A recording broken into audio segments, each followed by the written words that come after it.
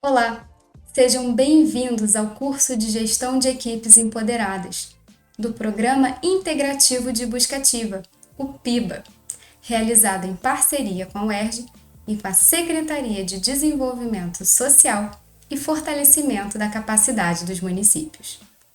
Na aula 3, a gente vai conversar sobre missão, visão, valores, ética e moral.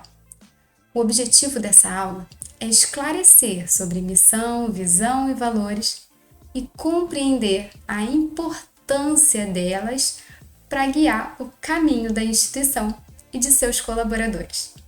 E também a importância da ética e moral nas instituições. No conteúdo, então, vocês vão ver missão, visão e valores, o impacto que a ausência dessas bases trazem para a empresa. Vamos identificar a missão do colaborador, conversar sobre ética e moral e trazer comportamentos éticos interessantes para as instituições. Conforme a gente viu anteriormente, a gente pode começar o processo de engajamento uma vez que o colaborador entende sobre sua rotina e já está inserido na cultura, nos hábitos e rotinas da empresa. Entender a cultura também é importante para o desenvolvimento da visão sistêmica. Quero fazer aqui um parênteses. De acordo com uma pesquisa da PwC de 2021, 66% dos gestores acreditam que a cultura organizacional, ou seja, hábitos, rotinas e comportamentos da instituição, são tão importantes quanto as estratégias e o funcionamento da operação. Isso porque a cultura faz com que todos os colaboradores sigam um padrão, que saibam onde a empresa quer chegar. E isso ajuda a marca a ficar mais conhecida e mais forte no mercado. Porque quando as pessoas de fora veem esses padrões sendo aplicados, lembram logo da marca. A cultura de uma empresa é formada por diversos fatores, mas nessa aula a gente vai conversar sobre ética e moral, missão, visão e valores, que são importantes para o desenvolvimento de uma equipe empoderada. A missão, visão e valores são as bases da empresa. É o que a gente chama de diretrizes organizacionais. A missão é o porquê a empresa existe. É a essência, o propósito, a base da organização. É a sua razão de ser e é essencial para definir as estratégias institucionais, objetivos, indicadores e metas. A missão, além de informar o porquê da empresa existir, sinaliza também o benefício que ela gera para o público-alvo, o que ela agrega para a sociedade. É quase como um mantra que orienta a existência da organização. E assim como um mantra, tem que ser repetido e lembrado por todos os colaboradores, uma vez que guia as suas atividades. A missão é constituída por 3 elementos: o verbo, que é permanente, indica a ação e usualmente está no início da frase. O complemento, também permanente, e informa o que a empresa faz e para quem faz. E, por fim, o desafio, que é o elemento que muda, porque os desafios se atualizam, estão relacionados com o atual momento da instituição. Cabe ressaltar que algumas empresas optam por trazer apenas o verbo e o complemento, porque são os elementos instáveis. Vamos ver algumas missões para ilustrar? Começando pela missão da Universidade Estadual do Rio de Janeiro, que tem como verbo promover e disseminar o conhecimento da ciência e da tecnologia, da cultura e das artes, através do ensino, da pesquisa e da extensão, sendo esse trecho o complemento. Agora vem o desafio, dentro de referenciais de excelência em todos os campos do saber, mantendo um ambiente de respeito à diversidade e ao livre debate das ideias, formando profissionais capazes de constante aprendizado crítico, preparados para atuar com base nos princípios éticos e com vista ao exercício pleno da cidadania, contribuindo assim para o desenvolvimento sustentável da sociedade. O Ministério da Saúde quer promover a saúde e o bem-estar de todos por meio da formulação e implementação de políticas públicas de saúde, pautando-se pela universalidade, integralidade e equidade. A missão do Google: organizar as informações do mundo para que sejam universalmente acessíveis e úteis para todos. A 3M, empresa que produz o post-it, fita adesiva, esponja, entre outros produtos que a gente usa no dia a dia, é solucionar problemas não solucionados de maneira inovadora. E para finalizar, as missões da Apple e da Riachuelo. A da Apple é levar a melhor experiência de computação pessoal a estudantes, educadores, profissionais criativos e consumidores do mundo, através de seu hardware, software e serviços de internet inovadores. E a da Riachuelo, facilitar o acesso à moda, levando-a ao consumidor com agilidade e qualidade por um preço justo. A visão é onde a empresa quer chegar, mostra o futuro do negócio. Com a visão, a gente pode definir os objetivos para os próximos anos, mapeando também os indicadores e as metas para identificar o quão perto ou longe a instituição está de atingir sua visão, seus objetivos para o futuro. Sem missão e visão, a gente não sabe para onde direcionar a empresa. Tem uma frase que eu gosto muito e quero trazer para vocês. É do Lewis Carroll, o autor de Alice no País das Maravilhas. Ele fala assim: se você não sabe onde quer ir, qualquer caminho serve. E é isso que a missão e a visão fazem. Direcionam um caminho da empresa. Informam a razão de existir e onde quer chegar. Com isso definido, a gente tem um objetivo e consegue mapear quais caminhos a gente tem que pegar para atingir esse objetivo. E os valores? Os valores são os princípios da empresa, os ideais de atitude, comportamento que devem estar presentes nos colaboradores e nas relações da empresa, seja com clientes internos e externos, fornecedores, parceiros ou visitantes. Os valores orientam o comportamento de toda a organização.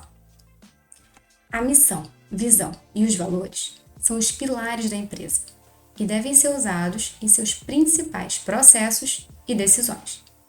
Sem eles, a gente não tem planejamento e os colaboradores, sejam líderes ou não, têm que estar comprometidos com eles. A missão, visão e valores são as bases, as diretrizes, guiam o comportamento da empresa e de todos os colaboradores. As empresas que não usam essas bases, que não têm missão, visão e valores estabelecidos, isso pode levar a uma falta de alinhamento. Sem um caminho, sem um guia, as equipes trabalham em direções opostas. Se eu não tenho uma missão, visão e valor para me basear, eu trabalho sem um objetivo. Eu não tenho um caminho para seguir. É um esforço desperdiçado. Isso vai afetar o foco das atividades.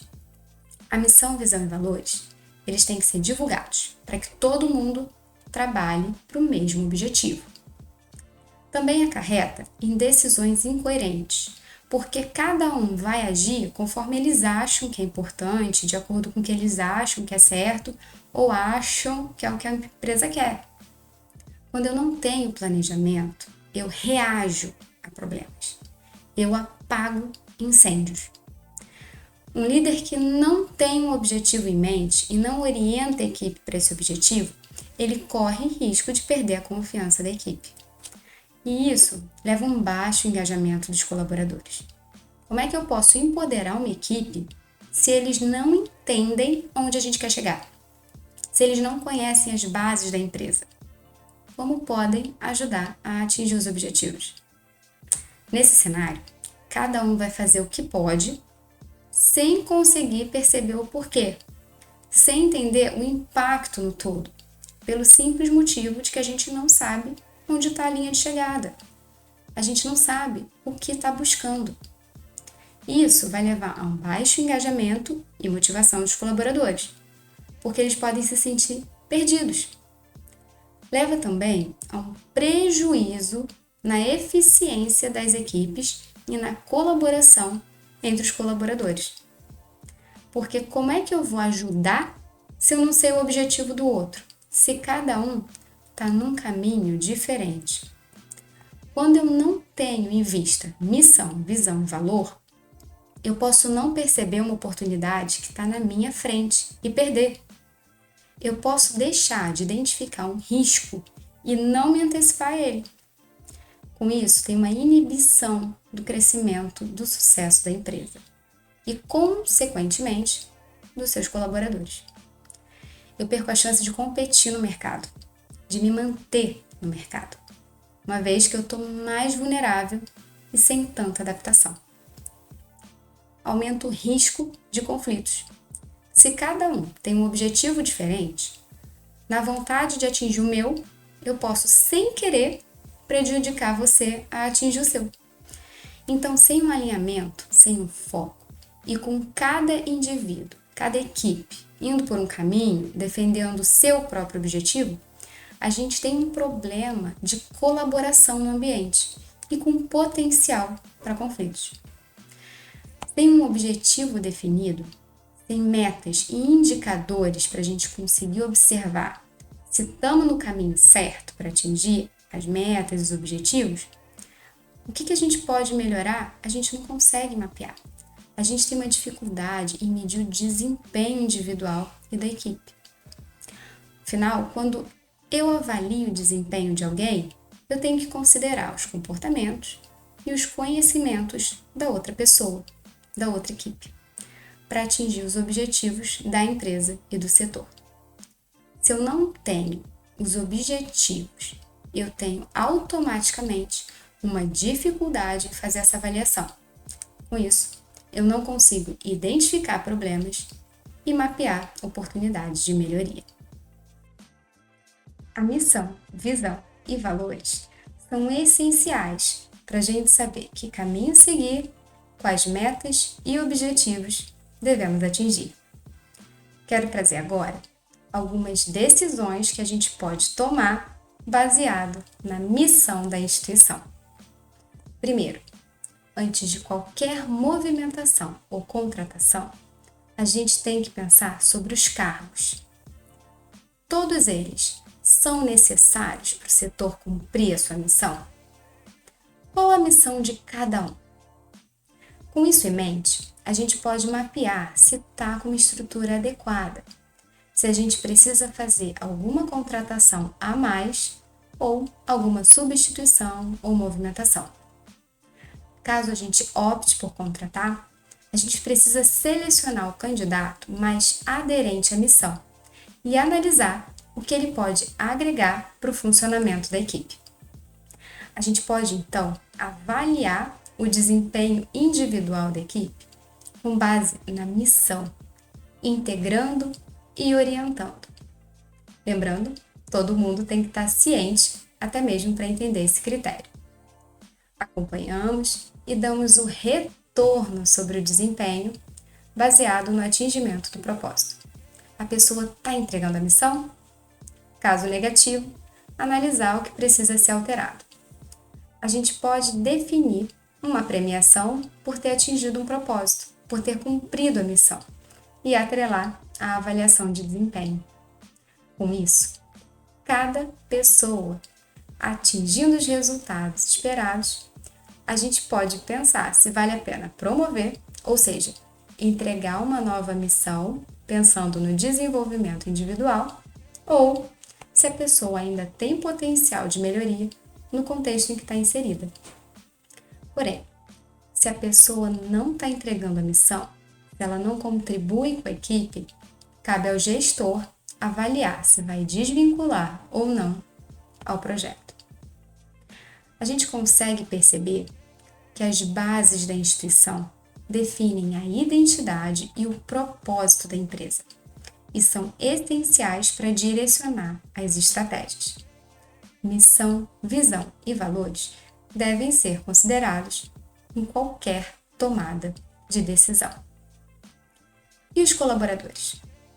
A gente já sabe que um colaborador empoderado assume o protagonismo, tendo autonomia na tomada de decisões e assumindo a responsabilidade das suas ações. É comprometido e engajado, aumentando sua produtividade. Por conhecerem a empresa, cultura, missão, visão e valores, conseguem tomar decisões e fazer propostas de melhoria aderentes aos objetivos organizacionais. Conhecer as bases ajuda no processo de empoderamento do colaborador. Mas um ponto que a gente tem que considerar é: esse colaborador, ele entende como pode colaborar diretamente para a missão e visão da empresa? Ele sabe qual é a missão dele dentro da instituição? Em um treinamento, a Conquer falou que o líder deve sempre deixar claro os 3 P's. E eu quero trazer eles para você. O primeiro P é o propósito. Todos nós temos um propósito, o porquê de existirmos e o objetivo que queremos atingir. O colaborador que sabe sua missão, ele trabalha mais motivado, comprometido e é empoderado, porque ele sabe o que precisa ser feito. Esse propósito traz clareza no alinhamento de expectativas. Ele sabe o que o líder espera dele e entende que vai ter o seu desempenho avaliado, tendo como base a sua missão. Ele conhece as diretrizes, conhece as bases da empresa, trabalha para o seu atingimento e consegue também entender o seu impacto nessa organização. Tem uma pesquisa que fala que as empresas que deixam o seu propósito, a sua missão, clara para os colaboradores, têm 90% dos colaboradores engajados. O segundo P é o porquê do pedido. Quando for solicitar alguma coisa, é importante falar o porquê que você está pedindo essa atividade. Mostre o vínculo que essa atividade tem com a missão da pessoa, com a missão da organização. Quando você explica o motivo, as pessoas aceitam a tarefa com muito mais facilidade e estimula também a visão sistêmica, porque ela vai entender o impacto no todo.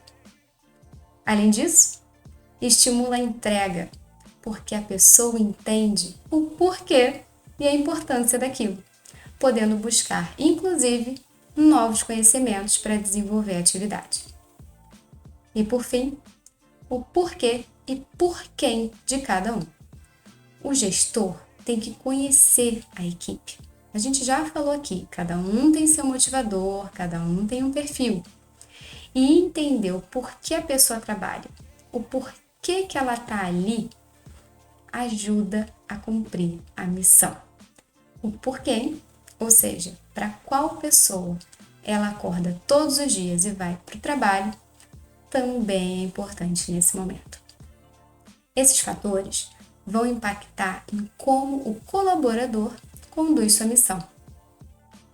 Ter em mente os 3 P's ajuda a uma maior conexão com os colaboradores e dá suporte na definição da missão de cada um. Agora pensa, por favor, qual sua missão dentro da empresa? Como você ajuda o projeto a atingir a missão dele? Eu sei que não é fácil, então eu vou dar um exemplo. Eu trabalho com recrutamento e seleção, então a minha missão seria realizar o recrutamento e seleção de profissionais aderentes à cultura da empresa com agilidade. Percebeu? Eu usei o verbo, o complemento e o desafio. Ajudou? Então pausa o vídeo e pensa na sua missão e como essa missão se relaciona com a missão do projeto. Escreve ela e tem sempre em mente no decorrer das suas atividades. Bem, agora que você já entendeu o que é missão, visão e valores e a importância dessas diretrizes organizacionais para a empresa, a gente vai entrar num ponto tão importante quanto ética e moral. Mas o que é ética? Qual a importância da ética e da moral? Qual a diferença entre elas? São sinônimos ou não? Apesar de muitas pessoas usarem os termos como se fossem sinônimos, na verdade eles são conceitos diferentes e complementares. Ambos são baseados em princípios, crenças e valores que direcionam condutas, que dizem respeito ao comportamento humano em sociedade. A ética, ela é associada ao estudo dos valores morais que orientam o comportamento humano. E o que é isso? É o modo de agir de um indivíduo. Rege o bem comum, a convivência. Por ser uma reflexão, uma racionalização sobre a moral, a ética classifica esses costumes como certo e errado, justo ou injusto. Já a moral são costumes, regras, tabus, convenções estabelecidas pela sociedade, ou seja, é um conjunto de regras do cotidiano, o hábito. A moral seria então a expressão da ética no mundo. Um exemplo que eu espero que ajude a clarear um pouco mais. Em algumas sociedades é costume comer carne de vaca, em outras não. Os hindus, eles consideram as vacas sagradas e por isso não fazem a ingestão da carne de vaca. Inclusive, o McDonald's serve o seu principal hambúrguer com carne de frango na Índia. A moral, então, é o hábito de comer ou não a carne. A ética é que vai determinar se é certo ou errado. Por ser um animal sagrado, os hindus podem considerar errado comer essa carne. Vou pedir para você pausar a nossa aula e assistir a um vídeo do Mário Sérgio Cortella e anota as suas percepções sobre ética e moral. Eu estava em Ribeirão Preto há 2 anos, na Feira do Livro de Ribeirão, que é uma feira magnífica. É a segunda melhor do Brasil, de rua. A primeira é Porto Alegre, a segunda, né, é exatamente Ribeirão Preto. E ela foi no Teatro Pedro II, que eles têm, que é um lugar estupendo. Eu estava com o Cláudio, com quem eu sou casado, na hora que terminou a minha atividade, nós estávamos com uma fome danada e uma sede, eram 11 da noite. Ao lado do teatro tem um chopp inacreditável. Eu já saí do palco salivando. Imaginando que eu ia sair, era só pegar à direita, já sairia ali. Quando nós saímos, estava fechado. Fomos para o hotel fica num shopping, para quem conhece Ribeirão, tem alguns hotéis que ficam em shopping. Chegando lá, falando, bom, vamos comer aquilo que o hotel tem, né? Quando nós chegamos no shopping, havia um outro do mesmo lugar de shopping, aliás, no shopping, aberto. E a gente correu rapidamente, eu já estava antevendo a tulipa de chopp e um bolinho que eles têm de carne seca, que é incrível. E aí, quando nós entramos com toda aquela alegria, uma fila de espera de 1h30. Entramos na fila. Depois de uns 15 minutos que nós estávamos na fila, o gerente veio até mim e disse, professor, que honra ter o senhor aqui. A gente gosta muito do senhor ler seus livros, ver coisas no seu canal no YouTube, etc, etc. O senhor não precisa ficar na fila, não. Tem uma mesa aqui reservada, o senhor venha. Eu falei, não, obrigado.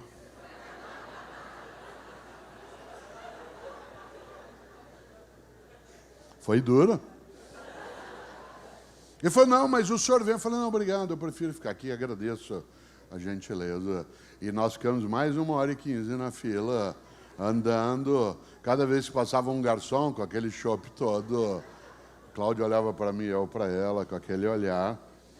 Mas quando, depois de 1h15, eu sentei e tomei o primeiro chopp, ele desceu com merecimento, com uma capacidade de manter a cabeça.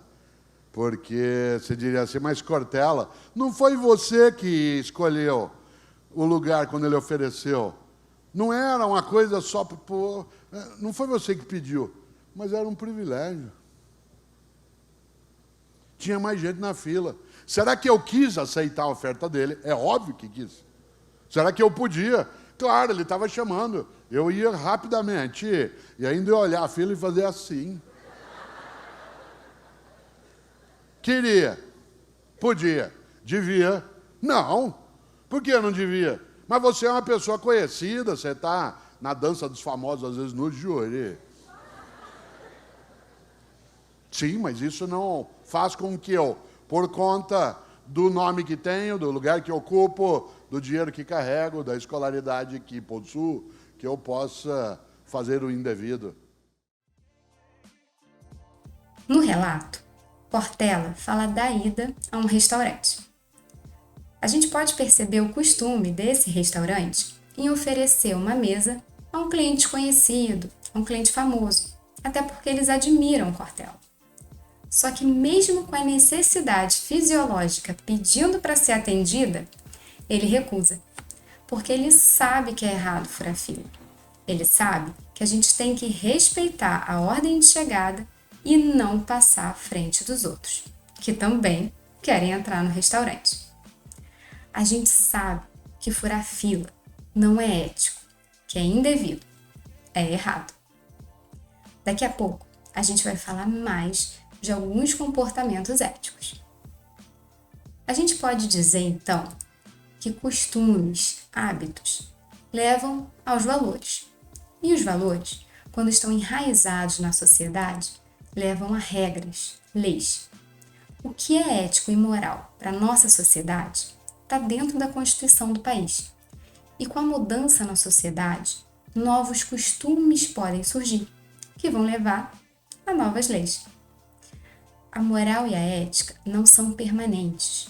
Elas não estão escritas em pedra e podem mudar.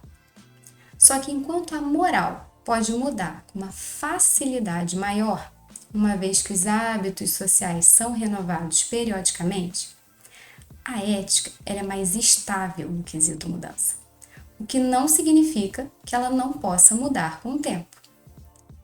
Ambas, ética e moral, governam os nossos comportamentos e as nossas decisões. Com isso, o que é ético e moral para uma empresa e para uma profissão deve ser considerado a partir da sociedade em que ela está inserida. Quando a gente nasce, a gente aprende as regras da nossa sociedade. Elas são trazidas durante a nossa criação, durante o nosso crescimento. A gente aprende depois o código de ética da nossa profissão. Você sabia que as profissões têm código de ética? Se não, dá uma pesquisada.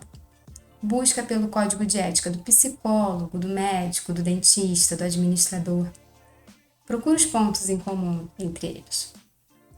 Nas organizações, a gente também tem esse documento que guia o comportamento dos colaboradores, que fala essas regras e o que a gente tem que cumprir durante a nossa rotina. E esse documento é o Código de Ética e Conduta. Ele está presente nas empresas. Ele alinha o que é ética e moral naquela comunidade, trazendo para a prática, para a nossa rotina, a filosofia da empresa, a visão, missão e valores. Esse código estabelece um padrão de comportamento, que é o que a empresa espera da conduta de seus colaboradores. E isso traz segurança na tomada de decisão para os colaboradores, porque eles sabem o que é esperado, fazendo com que sejam mais atentos e responsáveis, e levando a uma maior autonomia no desenvolvimento das atividades. O documento, ele também protege os colaboradores de situações desconfortáveis ou posturas inadequadas, impedindo que alguém tire proveito de alguma situação ou informações privilegiadas, uma vez que, de modo geral, esses comportamentos estão mapeados no documento. Um exemplo disso é o desvio de materiais ou ganho de dinheiro em cima de contratos assinados. É aquela situação de, você assina um contrato com a minha empresa e eu te dou 5% do valor desse contrato, entre outros comportamentos antiéticos. Então, quando a gente observa algum abuso de poder, algum funcionário tirando vantagem da sua posição, é importante que o colaborador denuncie nos canais próprios da empresa, ajudando assim a construir uma cultura organizacional mais forte e garantindo que todos se comportem da mesma maneira ao tratar questões específicas da instituição. E isso traz uma maior proteção da empresa diante dos interesses públicos e profissionais, já que todos vão ter a mesma conduta. Todos os colaboradores devem conhecer e praticar os processos e regras. E os líderes, eles têm que funcionar como exemplo, não só do código de ética e conduta, mas também como da cultura. É importante ressaltar que o código de conduta, ele tem que guiar os comportamentos dentro e fora da empresa. Muitas vezes, as pessoas pensam que quando saem da empresa, estão livres para falar o que quiserem, com quem quiserem, quando quiserem.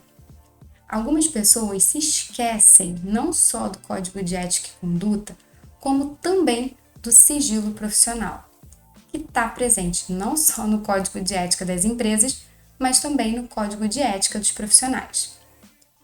As informações que são confiadas no trabalho não devem ser compartilhadas de modo nenhum. E se você, ao sair da empresa, voltando para casa, vai com um colega de trabalho que tem as mesmas informações que você, não comenta nada na rua. Você conhece todo mundo que está ao seu redor? Você sabe se alguém já teve contato com você pela organização que você representa? Então é essencial que a gente não fale de assuntos da empresa fora do ambiente empresarial. Tem um vídeo bem rapidinho que mostra essa situação. Pausa aqui e a gente continua depois de você assistir o vídeo.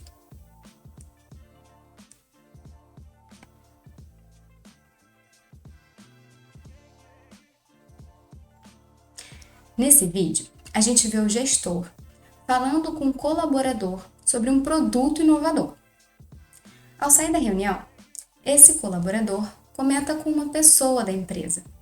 Só que um terceiro ouve e acaba lançando o produto antes. Uma situação inicialmente simples, ocasionando um grande problema para a empresa. A quebra do sigilo profissional indevida, ela pode levar a processos éticos e penais para você. E você pode ser demitido ou perder a carteira do conselho, não podendo mais exercer a profissão. O sigilo é um dever, uma obrigação do profissional. A gente não pode falar, passar informações que tomou conhecimento durante o exercício da profissão, salvo, claro, casos em que alguém esteja em risco. Por exemplo, observar maus tratos, alguém em risco de vida. Então, de modo geral, o Código de Ética e Conduta, ele tem que guiar a gente, tanto em atividades externas, como em atividades internas.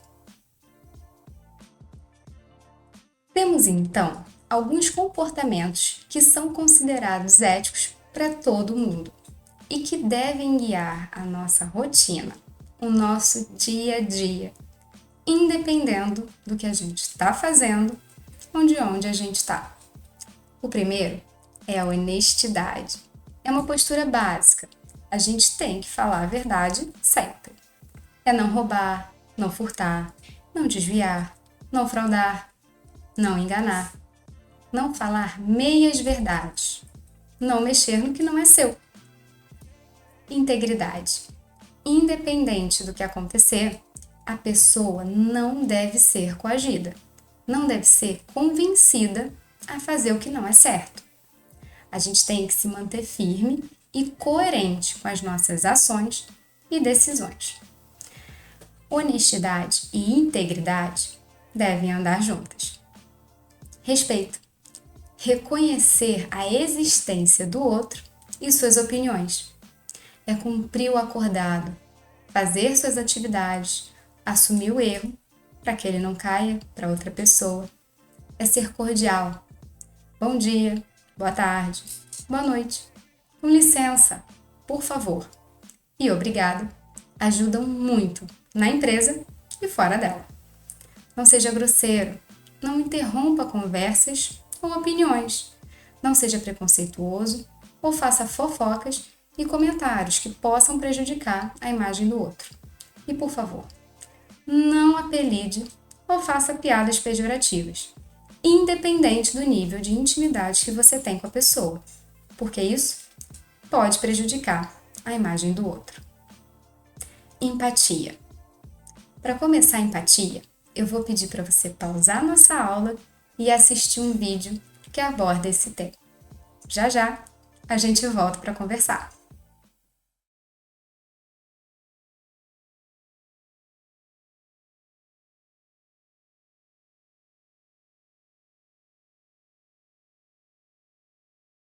Blá blá blá blá blá blá blá blá blá blá blá blá blá blá blá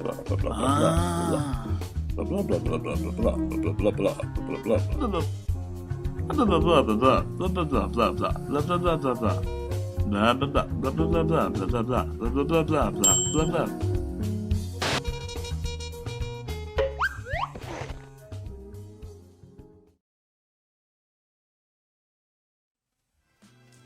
Esse vídeo ele consegue ilustrar muito bem o que é empatia e diferenciar empatia de simpatia.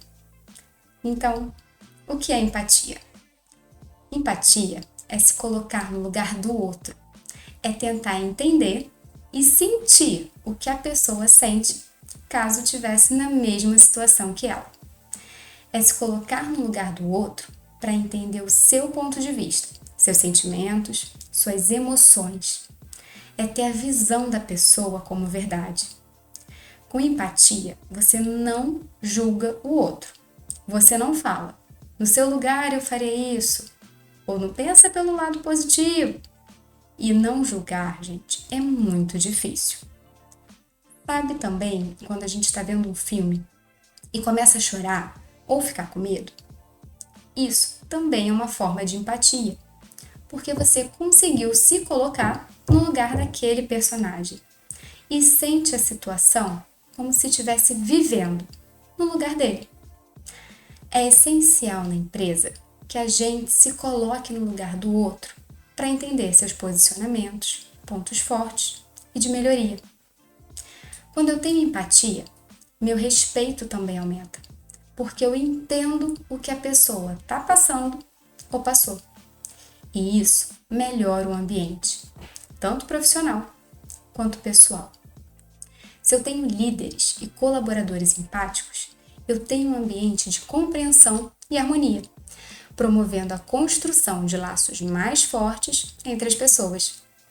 Se eu sei que o outro me entende, eu confio nele e me aproximo naturalmente. E isso ajuda na produtividade, lealdade e engajamento de todos. Temos, assim, um ambiente mais seguro e saudável para que as pessoas possam conduzir suas atividades. Eu sei que eu vou ter o apoio, eu sei que as minhas opiniões vão ser compreendidas e isso favorece a troca de ideias, fazendo com que a empresa consiga atingir seus objetivos, metas e resultados com mais facilidade. Eu auxilio no empoderamento da equipe. Por isso, quando estiver conversando com alguém, se coloca no lugar dele. Pense em como você se sentiria caso a situação fosse com você. Lealdade. Ser leal é não prejudicar a empresa, o gestor e os colaboradores, independente da situação. Então, como ser leal? Não falar mal da empresa em que você trabalha e dos colegas de trabalho. Qualquer conflito, a gente decide internamente. Defenda colegas de trabalho e a empresa diante de comentários maldosos.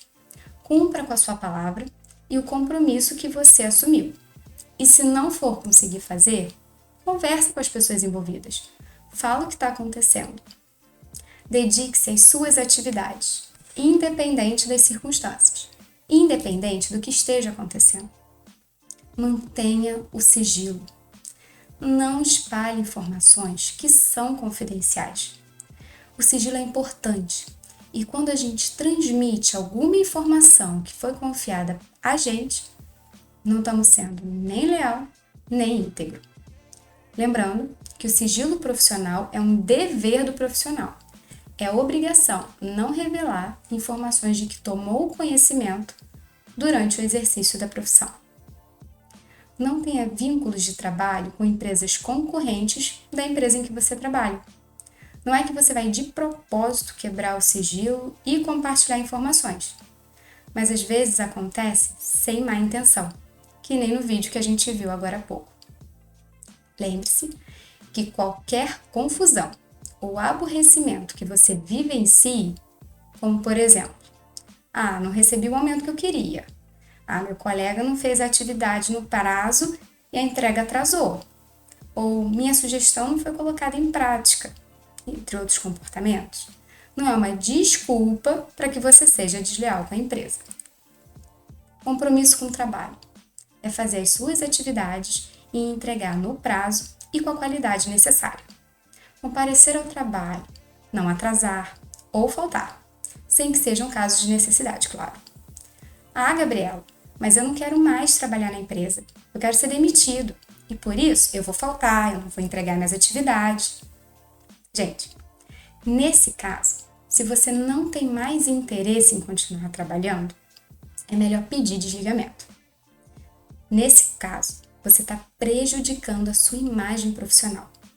Com ausências, atrasos, você sobrecarrega os colegas de trabalho e atrasa as entregas. É importante que a gente mantenha o nosso compromisso com a empresa até o final, para a gente sair com as portas abertas, para a gente ser lembrado com saudade. E se tiver a oportunidade de recontratação, saber que o nosso nome pode ser considerado para outros cargos e setores devido ao nosso bom desempenho. Agora, como construir e manter um ambiente ético e moral no trabalho? É o ponto que a gente vai abordar agora. Os líderes, eles devem dar o exemplo. Quem nunca ouviu falar de liderança pelo exemplo? Se eu quero que a minha equipe se comporte de acordo com o código de ética e apresente comportamentos éticos, eu devo agir da mesma maneira. O líder é a pessoa que se inspira, que a equipe se espelhe. Os gestores devem ver de fato o que está acontecendo na empresa. É muito fácil enxergar as coisas como eu gostaria que estivessem de fato acontecendo. É muito fácil também não prestar atenção o suficiente para perceber alguma coisa. É uma posição confortável, porque a gente acha que está tudo certo, mas a gente coloca os problemas para baixo do tapete. Apenas observando os comportamentos e atitudes da equipe, o que está acontecendo, a gente já pode orientar para melhoria e dar feedbacks aderentes. A gente não pode tratar com indiferença situações inadequadas. Antecipar e solucionar conflitos. Ao observar uma situação, um potencial de gerar um conflito, a gestão tem que se antecipar e solucionar, seja através de uma conversa com a equipe, esclarecimento da situação. Só não deixa que esse conflito cresça a ponto de possibilitar uma ruptura da ética. Ofereça e aceite feedbacks. É essencial para que se tenha uma troca, um acompanhamento, seja um feedback construtivo ou positivo. O importante é que o espaço seja aberto para realinhar os comportamentos necessários. Definir expectativas da empresa com seus colaboradores desde o início da trajetória deles. É o que se espera deles no cumprimento das suas atividades. É o que se espera em relação a comportamento. É esclarecer sobre a cultura e o código de ética e conduta. Desenvolva soft skills, ou seja, desenvolva habilidades comportamentais, especialmente as que estão descritas no código de ética e que são importantes para a empresa. Através de palestras, treinamentos e cursos, os colaboradores terão a possibilidade de se desenvolverem e aplicarem o que aprenderam na empresa. E sempre com uma comunicação clara e aderente a cada colaborador. Dessa forma, a gente garante o entendimento e evita possíveis problemas. Até porque cerca de 60% dos problemas da empresa têm como raiz a comunicação. Com isso, a gente garante o engajamento no cumprimento do código de ética e conduta, assim como empoderamos a equipe em continuar com tal prática e considerar a ética empresarial na tomada de decisões. Ter o código de ética e conduta em mente assegura que o documento seja cumprido e traz vantagens para a empresa. Melhora o clima. Os colaboradores entendem que conduta assumir, como se comportar, favorecendo e melhorando o clima. Boa reputação da empresa. Por regular o comportamento de toda a empresa, a gente tem uma homogeneidade.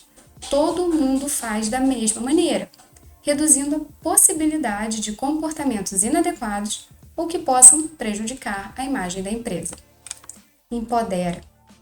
Colaboradores se sentem mais acolhidos, sabem o que se espera deles e como devem agir.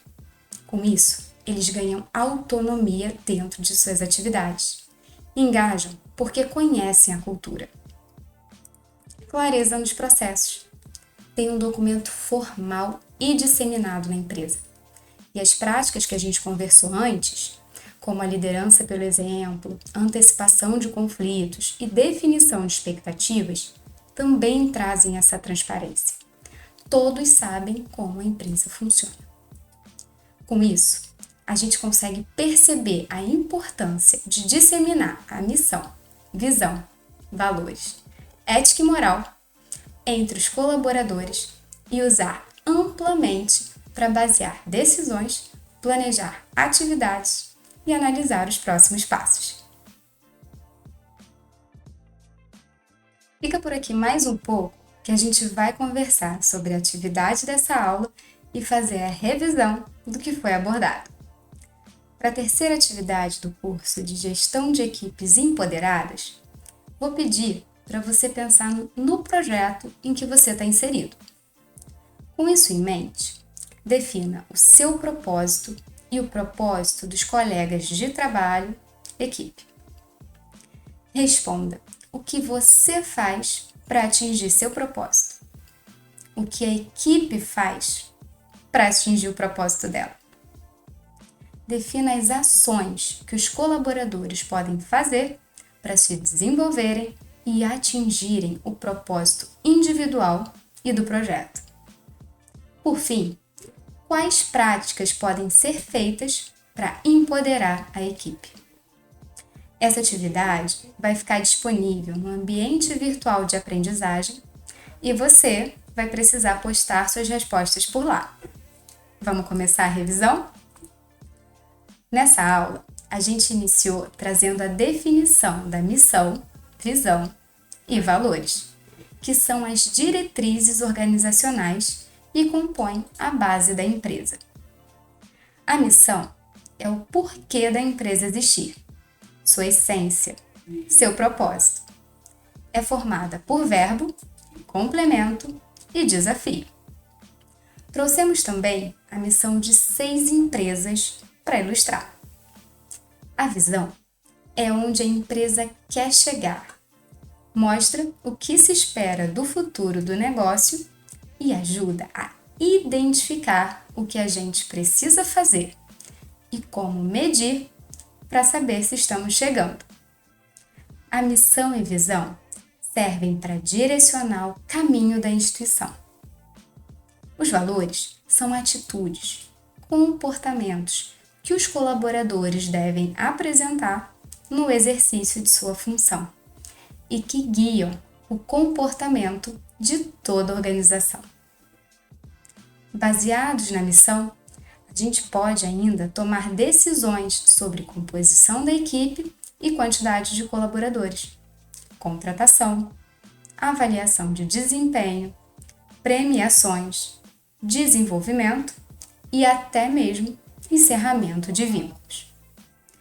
Trouxemos a importância do colaborador conhecer o propósito da instituição, do projeto, e também conhecer o seu propósito enquanto parte que integra esse sistema. O colaborador que conhece as bases da empresa e seu papel, ele pode ser empoderado. É importante deixar claro para o colaborador os 3 P's, uma vez que eles dão suporte na definição das missões individuais. Os 3 P's são o propósito, o porquê que a empresa atua, o porquê a pessoa está lá e os objetivos que pode atingir. O porquê de pedirmos algo, de delegar.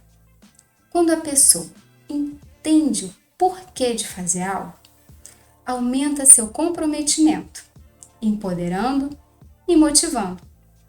Ele não faz porque foi só delegado. Ele faz porque entende o impacto.